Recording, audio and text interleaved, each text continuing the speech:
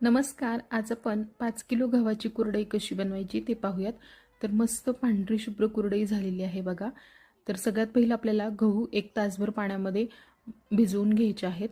त्यानंतर स्वच्छ धुवून घ्यायचे आणि ज्या भांड्यामध्ये आपल्याला गहू भिजवायचे आहेत त्या भांड्यामध्ये काढून घ्यायचे. ह्यात पाणी घालायचे, गव्हाच्या वरती जास्तीचं पाणी ठेवायचं, झाकण लावून डब्बा ठेवून द्यायचा. दुसऱ्या दिवशी या गव्हामधलं वरचं पाणी सगळं काढून घ्यायचे आणि दुसरं पाणी घालायचे. असं केल्याने गव्हाचा वास येत नाही आणि चिकही छान येतो. नंतर वरचं दुसऱ्या दिवशी पाणी काढून घ्यायचं आणि पुन्हा दुसरं पाणी घालायचं. ह्यात खूप थंड पाणी घालायचं नाही, हलका गरम घाला किंवा उन्हामध्ये ठेवलेलं पाणी घाला. तर 2 दिवस पूर्णपणे गहू भिजवून घ्यायचे. त्यानंतर तिसऱ्या दिवशीसुद्धा जवळजवळ दुपारपर्यंत गहू भिजवून घेतलेले आहेत. 2.5 दिवस गहू भिजवून घ्यायचे.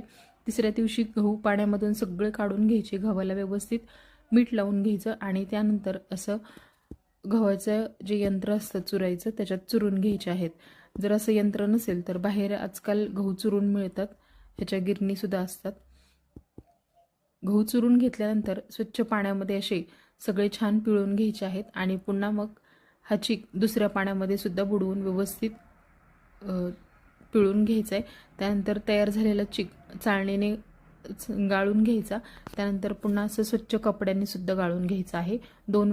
दोन वेळेस गाळून घेतल्यामुळे हा पूर्णपणे स्वच्छ होतो, ह्यात काही येत नाही. आता चीक गाळून ठेवल्यानंतर रात्री उशिरा ह्यातलं शक्य झाल्यास वरचं थोडंसं पाणी घालून जे निथळलेलं पाणी आहे ते काढून घ्यायचं आणि पुन्हा या चिकामध्ये दुसरं पाणी घालायचे.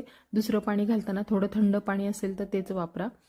त्यानंतर डब्बा झाकून ठेवायचा आहे आणि रात्रभर चीक छान निथळू द्यायचं. दुसऱ्या दिवशी ह्याच्यातलं सगळं पाणी काढून घ्यायचं आहे. चीक निवळण्यासाठी ह्यात थोडंसं तुरटीचा खडा टाकलेला होता, ती तुरटीसुद्धा काढून घ्यायची. व्यवस्थित चीक नितळल्यानंतर दुसऱ्या दिवशी वरचं सगळं पाणी काढून घ्यायचं आणि चीक अशा प्रकारे व्यवस्थित हाताने फोडून घ्यायचं आहे. 5 किलो गव्हाच्या चिकासाठी 10 लिटर पाणी गरम करून घ्यायचे. पाण्याला चांगली उकळी आल्यानंतर मीठ घालायचे, ह्यात 50 ग्रॅम किंवा तुम्ही तुमच्या चवीनुसार मीठ वापरा.